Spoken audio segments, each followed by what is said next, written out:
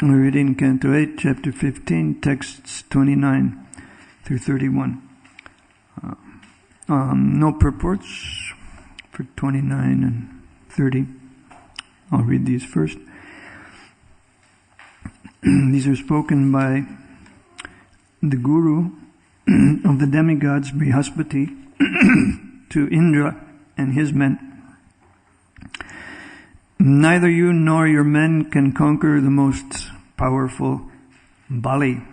Indeed, no one but the Supreme Personality of Godhead can conquer Bali Maharaj, for he is now equipped with the supreme spiritual power,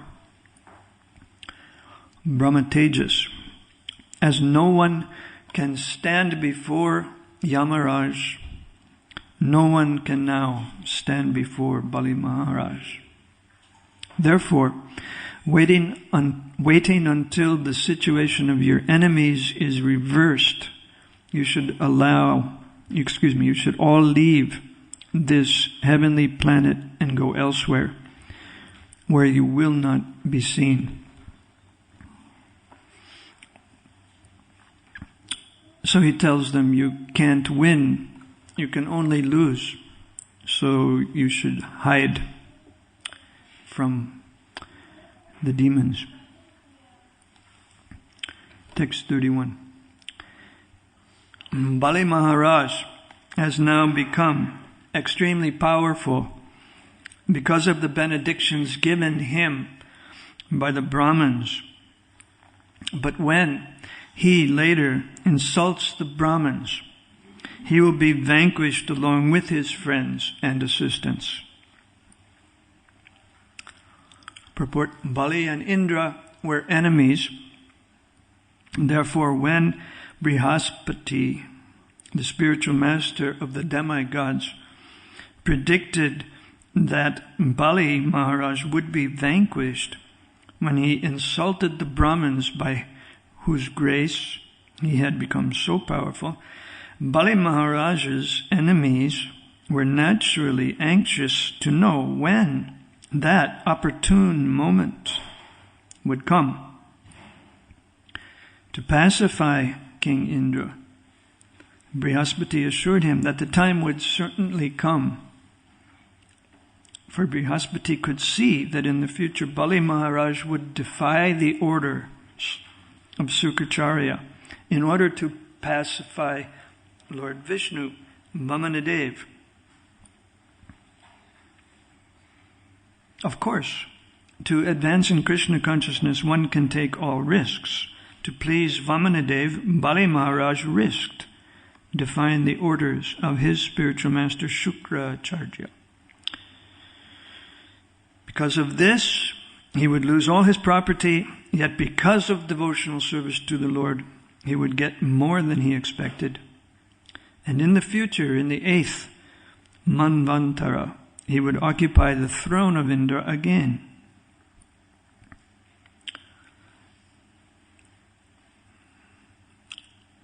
Om Agyanatimarandasya Gyananjana Shalakaya Chakshusam Militam Yena Tasmai Sri Gurave Namaha Sri Chaitanya Mano Vishtam Shtapitam Yena Bhutale Swayam Rupakadamayam Dadati Swapadantikam Mandeham Shri Guru Shriyuta Padkamalam Shri Gurun Vaishnavamscha Shri Rupam Sagajatam Sagana Raghunatam Vitam Tam Sajivam Sadvaitam Savadhutam Parijana Sahitam Krishna Chaitanya Devam Shri Radha Krishna Padan Sahagana Lalita Shri Vishakan Vitamscha. He Krishna Karuna Sindhudina Bandhu Jagapate Gopisha Gopika Kanta Radhakanta Namostute Tapta Kanchana Gaurangi Radhe Vrindavan Ishwari Vishapanu Sutadevi Paramami Hari Priye Manchkalpatarubhyascha Kripasindhu Bhyevacha Patitanam Pavanebhyo Vaishnavebhyo Namo Namaha. Jai Shri Krishna Chaitanya Prabhu Nityananda Shri Advaita Gadadhar Shri Vasari Gaur Bhakta Vrinda. Hare Krishna Krishna Krishna Hare Hare Hare Ram, Ram Ram, Hare Hare. Esha Vipra Balodarkha Sampratyujit Vikrama Teshameva Pamanena Sanabando Vinakshiti. So, in the first line of this verse, Vipra Bala means the power of the Brahmins. Vipra is another word for Brahman. And Bala means power. Yesterday Ramanuja was saying that these Brahmins were on the demons' side, but that's how it is. Sometimes the criminal side gains the power. So the blessings of these Brahmins were invested in Bali Maharaj, and that made him undefeatable. Brihaspati says, only the Supreme Controller will be able to conquer Bali.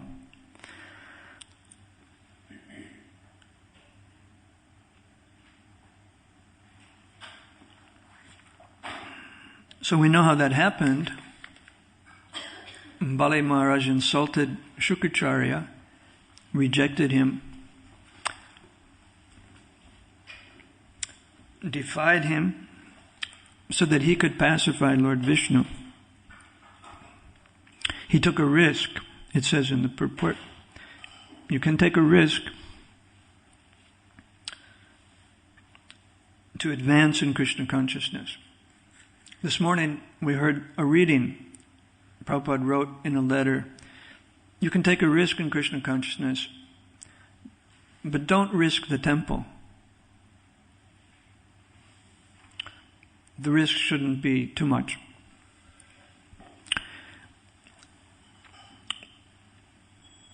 Recently we've heard about the devotees in Moscow. They've been losing to the Brahmins in Moscow, the priests in Moscow. The Russian Orthodox Church has stopped the devotees in Moscow several times. They've been getting building permits, they've been getting approvals to build a temple, and then the protests start, instigated by the powerful Russian Orthodox priests, because they know ISKCON is on a mission. And they wonder, why is ISKCON trying to convert the Russian Christians? They think that Hinduism is something that you get by birth. They have a stereotyped idea of ISKCON. So if you can only be born as a Hindu to become a Hindu, then why are you trying to make the Hindus, they wonder? Why try to make the Russians Hindus? We have a good religion already. We don't need Hinduism. The Russian church was suppressed so long by the communists, and now we don't have the communists, so we can revive this nice traditional religion. It unites people. It's ideal for our country. We want a homogeneous country, the great Russia. This religious conformity to the Russian Orthodox Church will create this great Russia, and ISKCON will destabilize it. So the devotees are kept out of power by the Brahmins in Moscow. So something like this is going on in this pastime. Bali and the demons are powerful by the benedictions of the Brahmins. Esha Vipra Balo Dharka. So what kind of blessings did these Brahmins give to Bali? We said it's a kind of criminal power, so we heard yesterday that Ramanuja met one guru who was claiming, now I have so many disciples in so many ashrams. And Ramanuja challenged him. He said, are you still on the ego, the platform of the ego, that you're thinking mine, I, me? It's all Krishna's property.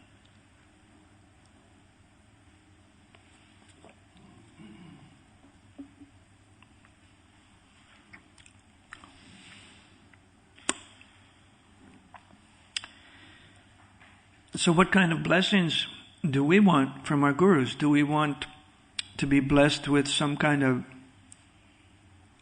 worldly power? Do we want worldly fame? Do we want money? Is that our goal? Or are we looking for another type of blessing? Srila Prabhupada describes that Bali got the blessings of Shukracharya, but he also describes that Bali got the blessings of another spiritual master who was a pure devotee, his grandfather, Prahlad Maharaj.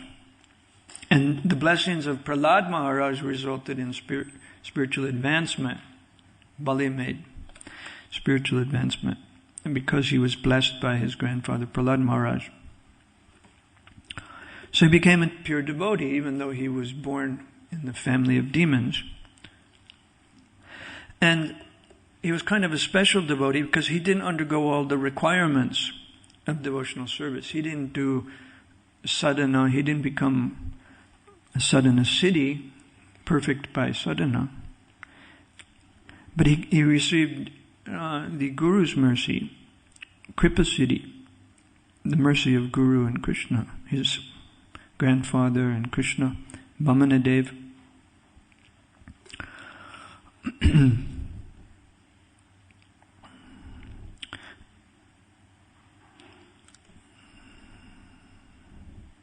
Sri Chaitanya Mahaprabhu talks about this.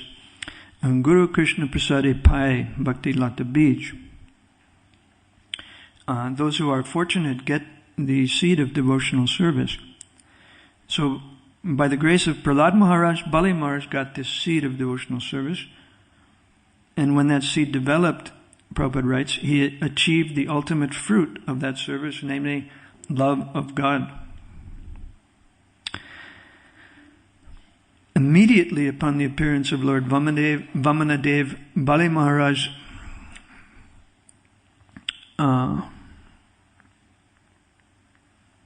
because of unalloyed love for the Lord, immediately decided, I shall give this little dwarf Brahmin whatever he asks me. Bali was regularly maintaining devotion for the Lord because Prahlad Maharaj had given him the seed of devotion. So when he saw Vamanadev, he felt love and wanted to give him whatever he wanted. So he took a risk and he rejected his Guru's mercy.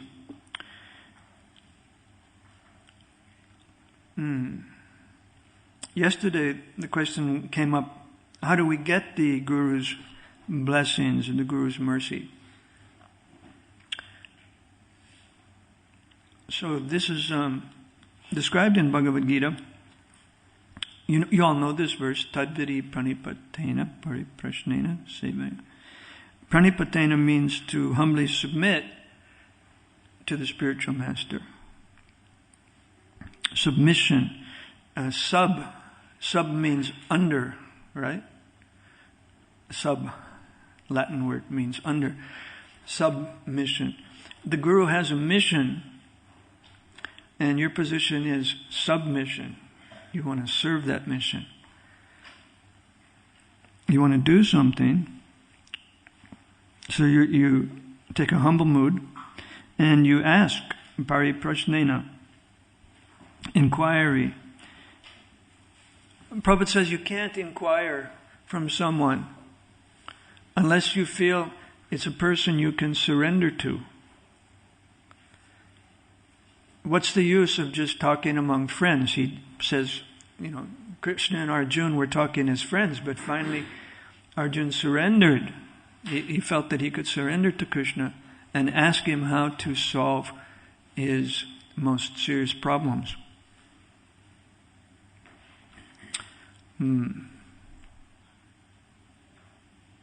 Karpanya dosha pahata svabhava prachami tvam dharma samyudachetaha yajtrayasyan nishchitam bruhi tanme shishyasteham shadimam tvam prapanam. We have a Bhagavad Gita here in our shop, and the Bhagavad Gita, it's not Prabhupada's. It translates this verse as, Arjuna was distressed. He didn't know his duty because he had not fully understood Brahman. So this Bhagavad Gita has an impersonal tinge. So that's not so good. Thorough inquiry, pariprashnena. Ask someone that you can surrender to.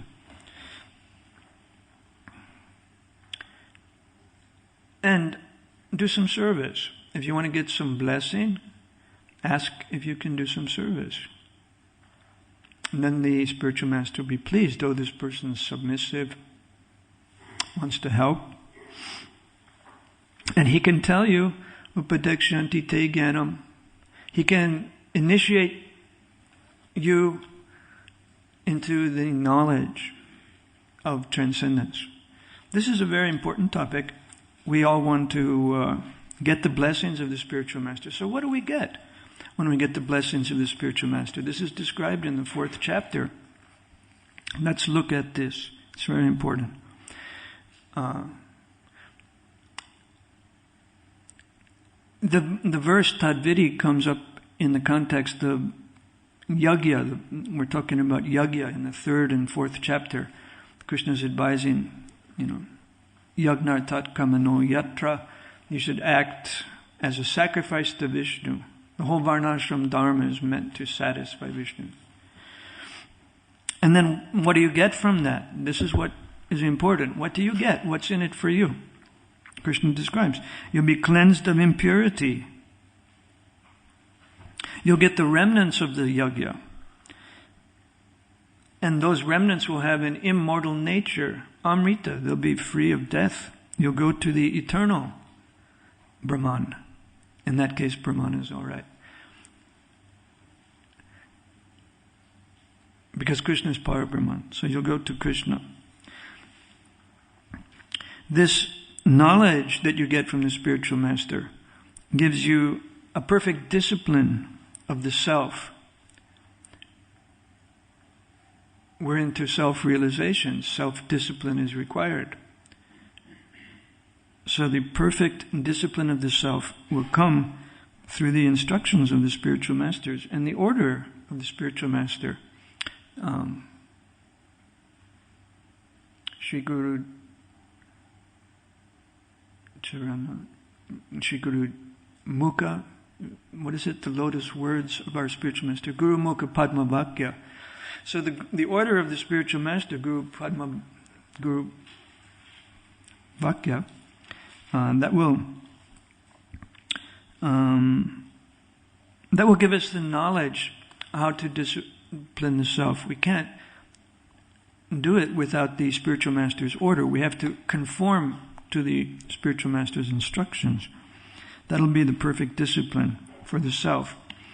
And Krishna says this will free you from attachment. Attachment, fear, and anger, you'll be freed from all those things. And you'll be established in knowledge. Your karma will be completely dissolved. You'll have no more selfish desire. You'll be satisfied by gain that comes of its own accord. This verse was so important to me when I met the devotees before I became a member of ISKCON. They had a poster on the telephone poles. This verse was on the poster. Krishna says, be satisfied with gain that comes of its own accord. And the explanation is that according to our past activities, our previous activities in other lives, the Supersoul awards us a certain kind of body. And along with that comes a certain amount of gain and loss automatically. Happiness and distress automatically come. We don't have to endeavor. It's all predestined according to our previous activities. So just be satisfied with gain that comes of its own accord, Krishna says. You don't have to accept the materialistic strategy for happiness.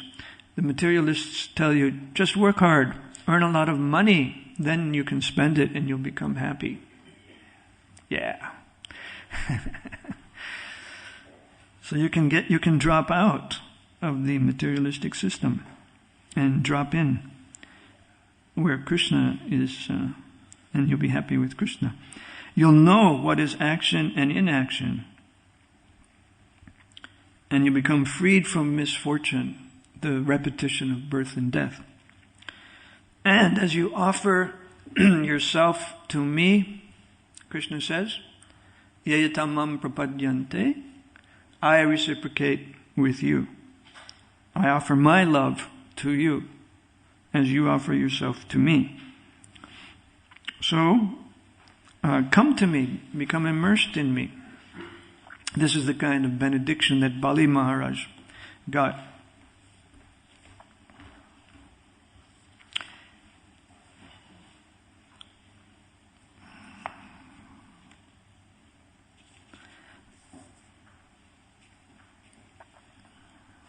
Thorough inquiry from the spiritual master. That can mean, how do I ring a bell?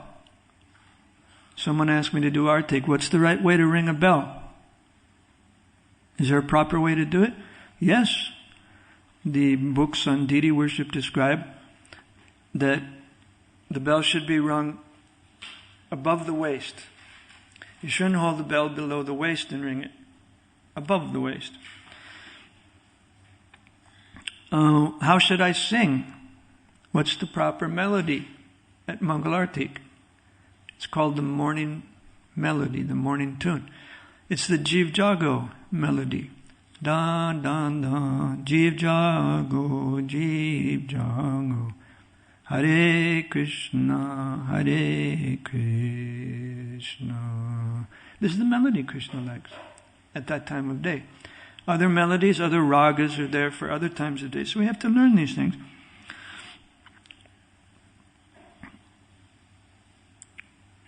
I have to learn do I have to tie my sika?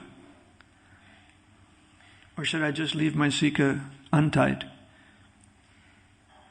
Have a big bushy sika hanging down? No. It's recommended you tie. Only untie it when you're bathing or when your relatives die and you are at the funeral, something like that. Of course, I don't practice this myself because I'm losing all my hair and my sika is very thin and it really doesn't hold together. So when you get old, there's some exceptions.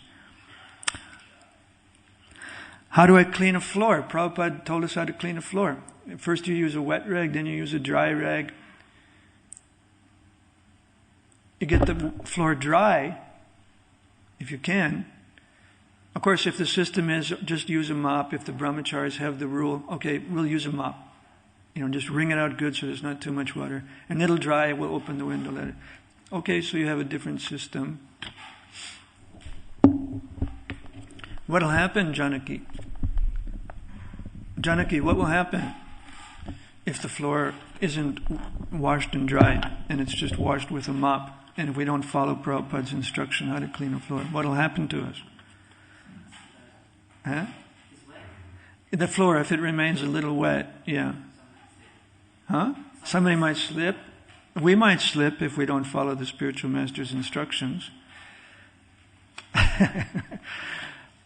He says to really get the floor clean, you have to dry it.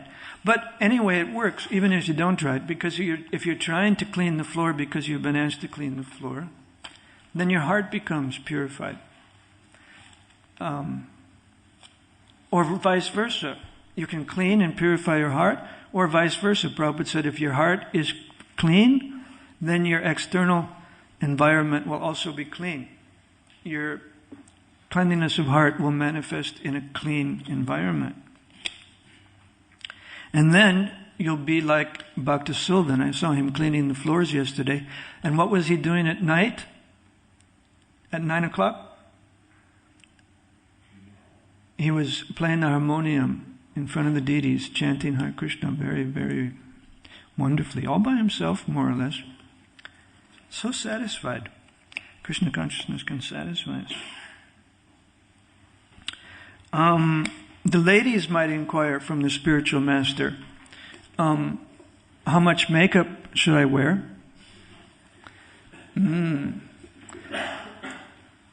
Should I cover my head? Prabhupada said, don't try to look physically attractive. It's better if you try to look physically unattractive. What else? Any other inquiries? No, that's all. Okay. What else is here?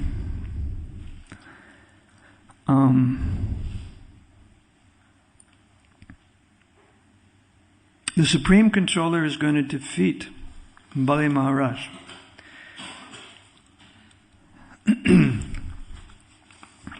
Let's talk about the Supreme Controller who is going to conquer Bali. Who is that controller? He's the Super Soul, in one sense. He enters the atoms, he enters the hearts of everyone. And so he's in control of everything. He's inside the living entities and he's inside matter. And he is sustaining the planets that are floating in the air. This is why it's easy for him to lift Govardhan Hill. If he can float the planets in the air, what's the problem to pick up a little hill and float it in the air for 7 days, resting on his finger? Prabhupada gave that explanation of Giridhari. He can float the galaxies, so of course he can float Govardhan. But it's beyond our conception. We don't know how to do it. We cannot. So it's achintya, inconceivable power. And what's more, he has nothing to do with this world.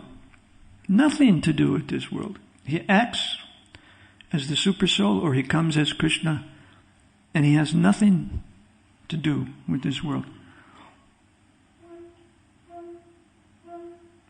Therefore, this cosmic manifestation is described by an analogy. Krishna has many queens. So the Prakriti, the material energy, is sometimes described as one of those mistresses of Krishna, but a mistress that he's not very much attracted to. Therefore, he calls this Prakriti my Bina Prakriti, my separated energy. Maya is just kind of separated from Krishna, Durga. He doesn't care so much about Durga. So he doesn't have anything to do with this world when he comes, or as the Super Soul. He can do everything without being affected. He can create the world, he can maintain it, he can annihilate it, and he's not affected in any way. There's no reaction.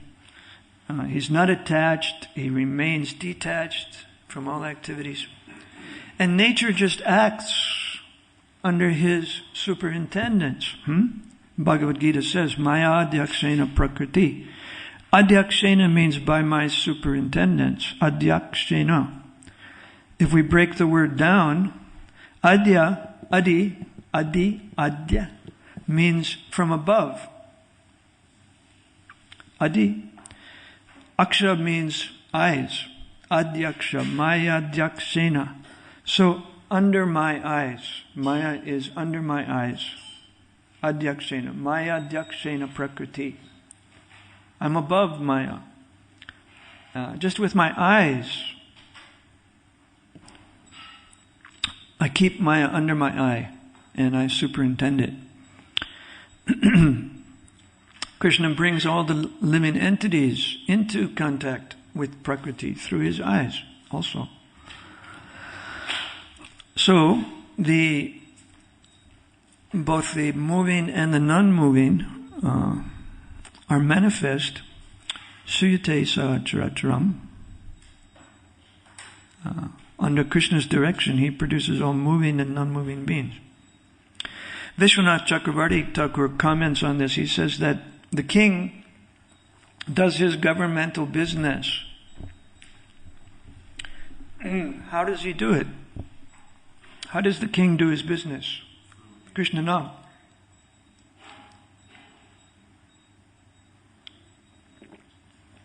You're British. You know about the king. How does the queen do her business? Let's talk about the queen of England. What does she do? Does she have to do a lot?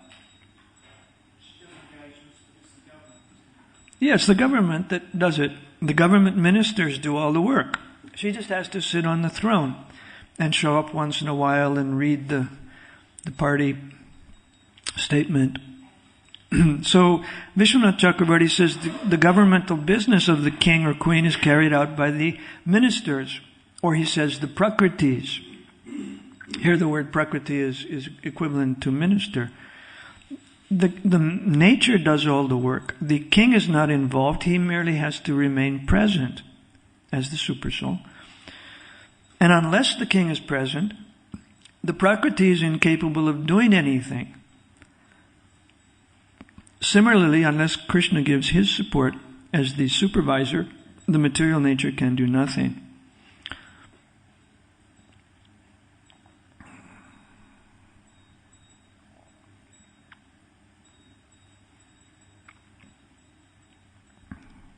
But he controls everything. So let's just end this class by looking at a paragraph that Prabhupada wrote when he was talking about the prayers of Queen Kunti. This is a description of how Paramatma acts, how he controls. Another name of Paramatma is Kala, eternal time. Eternal time is a witness of all our activities, good and bad. So don't just think of time as the clock. Think of time as the witness seeing all our actions, good and bad. And thus, resultant reactions are destined by the Paramatma. It's no use saying that we do not know why and for what we are suffering. We may forget the misdeed for which we may suffer at this present moment, but we must remember that Paramatma is our constant companion. Thus, he knows everything, past, present, and future. And because the Paramatma determines our future, all our future actions and reactions, he's the supreme controller.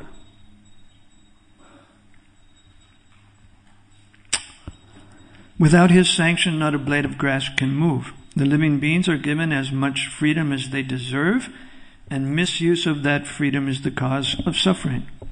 The devotees of the Lord do not misuse their freedom, and therefore they are the good sons of the Lord. Others who misuse freedom are put into miseries destined by the eternal time. Kala. Time offers the conditioned souls both happiness and miseries. It is all predestined by eternal time. Everyone here wants to lord it over Prakriti, and thus everyone creates his own destiny under the supervision of the Lord. So Krishna is the supreme controller. Question.